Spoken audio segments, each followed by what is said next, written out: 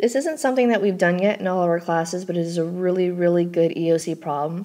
It's asking for the roots of this equation, and what it's really testing you on here is if you know what the definition of the root is. The root is pretty much the answer, so all we have to do is find the answer.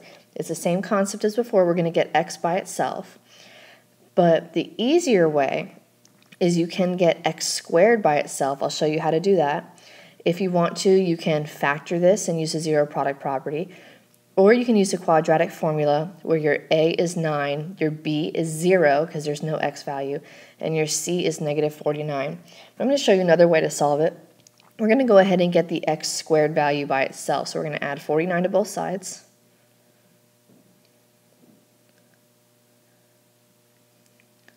To get 49 equals 9x squared. In order to get the x squared value by itself, we're going to divide both sides by 9. And 49 cannot be divided by 9, so we're just going to leave it as a fraction. And a very common question that a lot of people ask me is, how do you know whether to leave it as a fraction or to divide? Well, look at your answers. We don't have any decimals, and here we have 2 fractions. So it's possible that we're going to have a fraction as our answer. Let's leave it as a fraction. The next step then is we're going to get this x by itself by taking the square root of x squared. So when we take the square root of one side of an equation, we have to take the square root of the other side. That's the same thing as the square root of 49 over the square root of 9 equals x.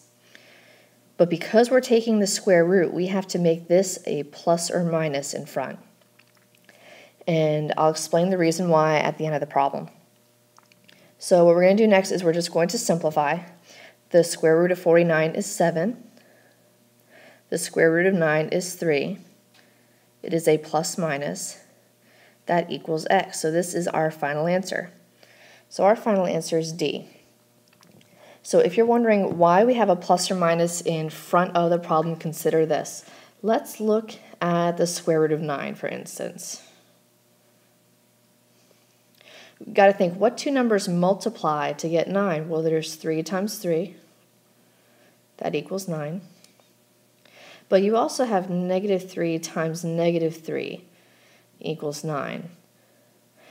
And because of that, whenever you take the square root of 9, it could end up being a positive or a negative 3.